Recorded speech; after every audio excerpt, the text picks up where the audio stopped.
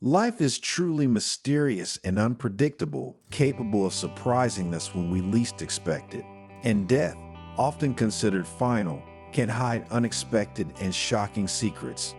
Today, I will tell you a story that challenges the ordinary and will leave you speechless. Before we begin, subscribe to the channel and activate the bell so you don't miss other incredible stories like this one. Stay with us until the end to discover a twist that will change everything. It was a late spring afternoon, and a thin veil of mist covered the sky above the small country cemetery. A gentle wind whistled through the cypress trees, carrying with it the scent of wildflowers that surrounded the graves. Only a few people had come to the funeral of Marco, a solitary and shy man who, during his life, had always avoided contact with others. The guests were gathered around the coffin, looking with impassive expressions at the open casket. Anna, Marco's sister, stood near the coffin. Her face was pale, tense, and her black eyes were fixed on her brother's motionless body. Although the pain of loss was visible, something in her gaze betrayed a deeper uneasiness, a hidden thought that tormented her. Beside her, Paolo and Luca, two young men Marco barely knew, seemed impatient. They couldn't wait to carry out their task, and their gazes wandered between the coffin and Anna, as if waiting for a signal. The group around the coffin was small, consisting of a few distant friends and some elderly women from the village. No one really knew Marco, and many were there simply to observe custom. The cemetery seemed empty and silent, the sound of footsteps on gravel, the only sound breaking the tense air. When the last person left the cemetery, Anna took a deep breath. She approached the coffin, looking at Marco's calm face for the last time. Then, with a trembling but determined voice, she announced that everything was ready to go home and continue with the commemoration. However, some of the women present insisted on waiting for the coffin to be lowered into the grave. "It is tradition," said one of them, an old lady with a gaunt face, to throw a handful of earth on the coffin before letting it go forever. Anna, visibly uncomfortable, tried to remain calm. Her mind was already focused on other things. In a calm but internally tormented voice, she explained that Paolo and Luca had to install a camera inside Marco's coffin for a scientific experiment. The group remained silent, exchanging puzzled glances. No one had ever heard of such a thing in that village. The people present, although surprised and perplexed, accepted the explanation. Even if some murmurs of disapproval arose from the crowd, Anna had not revealed to anyone the real reason behind that experiment, a reward of 10,000 euros that had been promised to her by a scientific research company. They needed to film the decomposition of a body in real time, and Marco, with his isolated life, seemed like the perfect candidate. It was an opportunity Anna never imagined she would have, and despite the emotional difficulties, she accepted without hesitation. The people around her knew nothing of the money she had received, nor of the weight she carried in her heart. Once the group dispersed, Paolo and Luca proceeded to set up the camera. The coffin was closed slowly, with a dull sound that seemed to echo among the silent gravestones. When the grave was finally covered with earth, the cemetery seemed to return to its usual tranquility. During the memorial, Anna felt disconnected from the comforting words that were being spoken to her. The memories of others, the stories about Marco and his little eccentricities didn't matter to her. She was too focused on thinking about the money she could get and how much she hated that Marco had donated his house to a nursing home. This tormented her. She had wanted the property to remain in the family, and now she had only the small consolation of the 10,000 euros she had received. That evening, Paolo and Luca were anxious to verify that the camera was working properly. They had locked themselves in a dark room in front of the computer screen. The tension was palpable as they waited for the first recording from the camera to load. At 11 o'clock, as scheduled, the camera turned on. Marco's coffin appeared on the screen, but something was wrong. The body was not in the position they had left it. The hands, which had been placed on the chest, were now on the head, and the body seemed twisted as if it was trying to free itself from the grip of the coffin. Paolo and Luca looked at each other in panic. They immediately decided to return to the cemetery, their hearts pounding in their chests. Once they reached the cemetery, they began to dig frantically, as if time were their enemy. The earth seemed to weigh more than usual, and the silence around them made the operation even more frightening. When they finally reached the coffin and opened it, they were shocked. Marco was alive. His breathing was faint, but clearly present. He was twisted in an unnatural position, but he was breathing.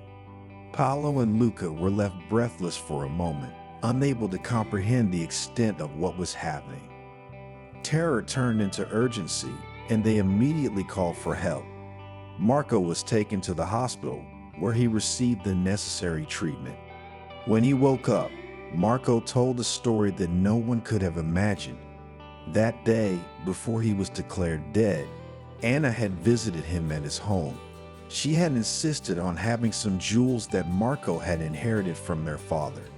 When Marco refused, Anna, driven by greed, administered a powerful sleeping pill in his tea.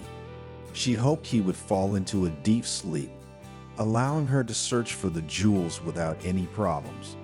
But something went wrong, and Marco fell into a deep coma. Anna, terrified, had thought that Marco was dead. In a panic, she had hastily organized the funeral, never suspecting that her brother was still alive, even if trapped in that induced coma. The plan seemed perfect until that moment. When Marco told the police, Anna was arrested.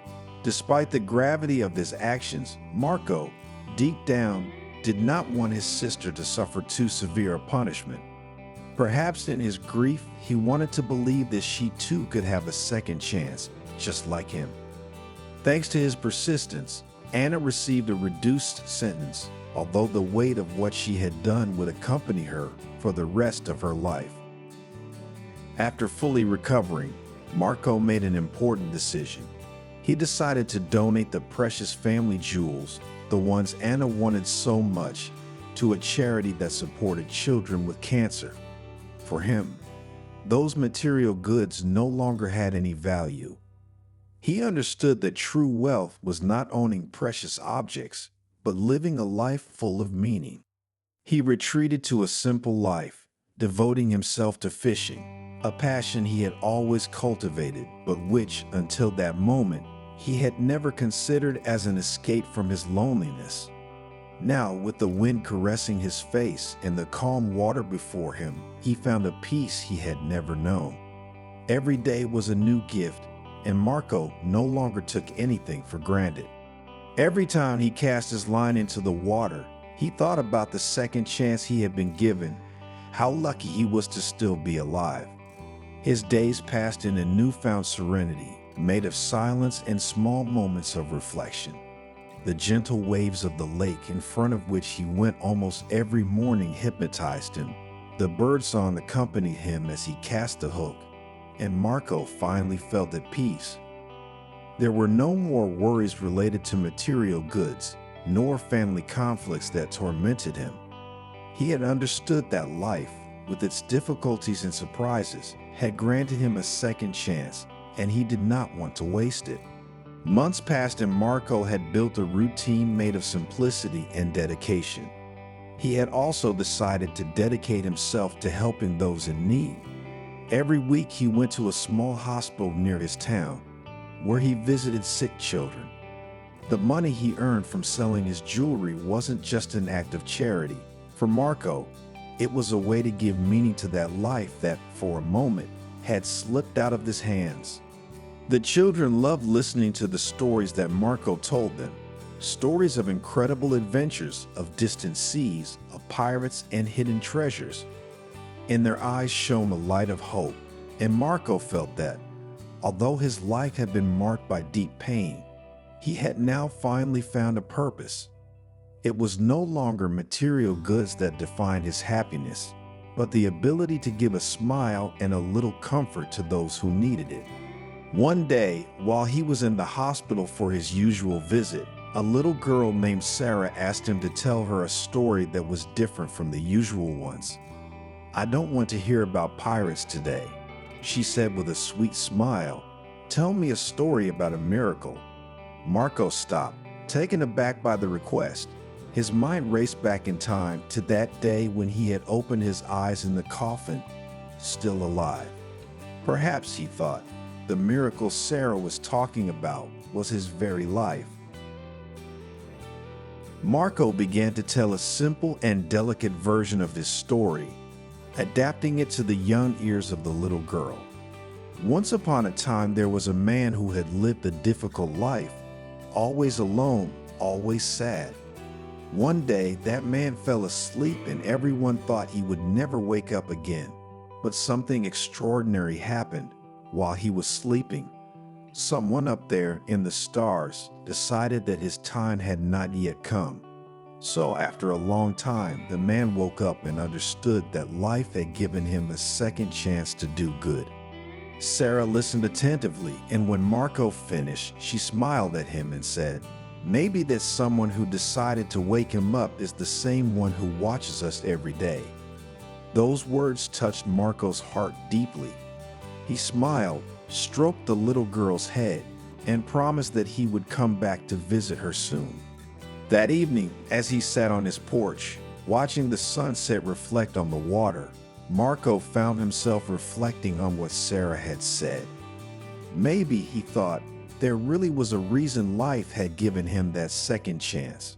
Maybe he was meant to be a guide, a lighthouse for those lost in the dark waters of life.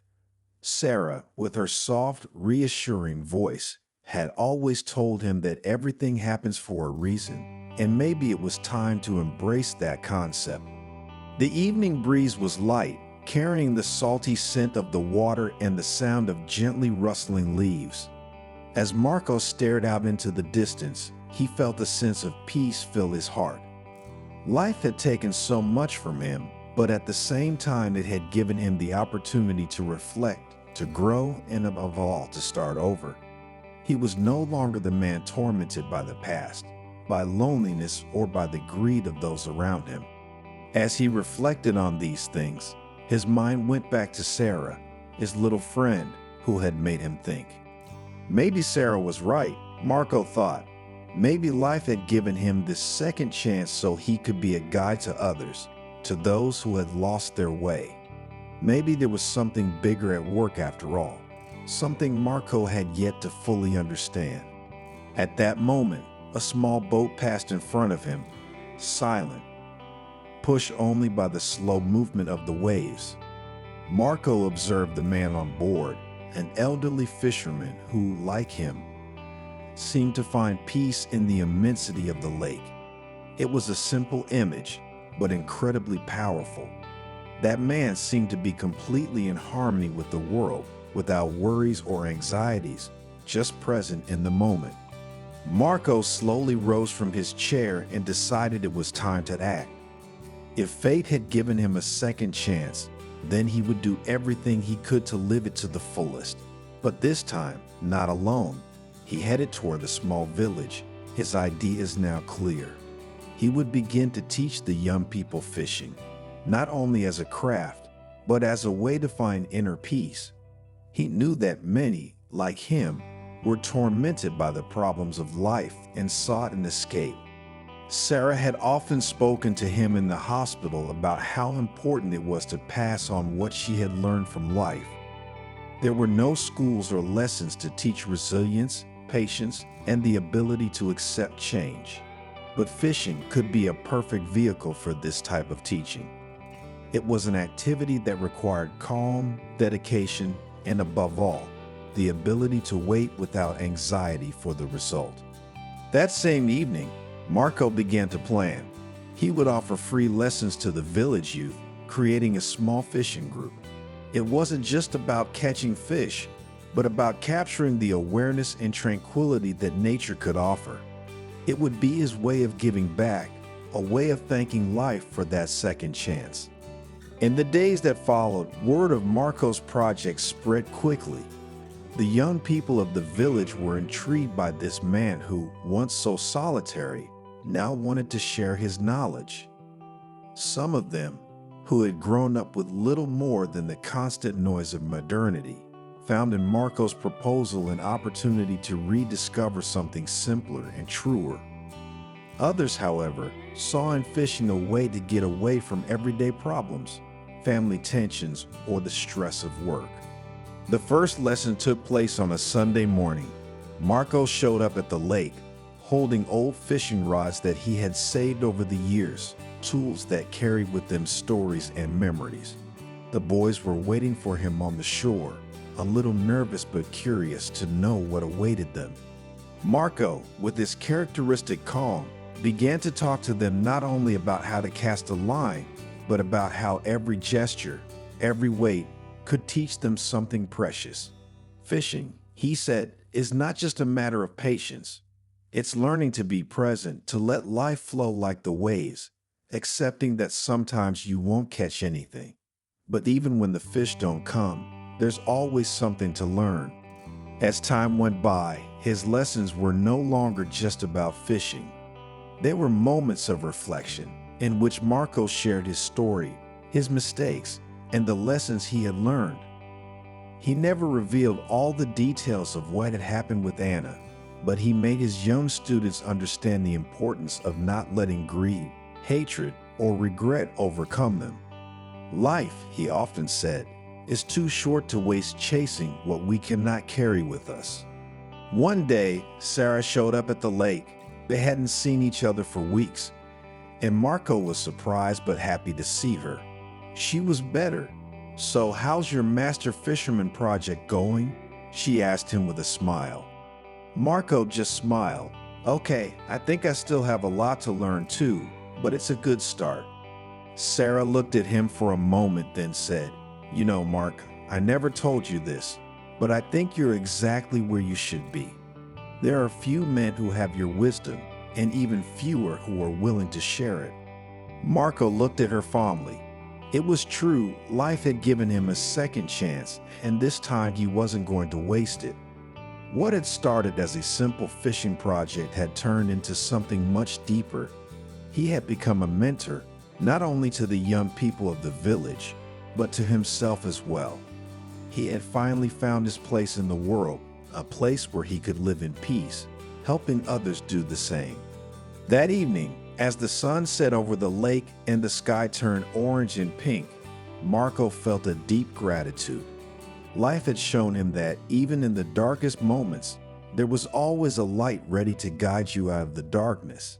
And for him, that light was simplicity, nature, and the desire to share what he had learned with others. At that point in the story, we would like to know what you think.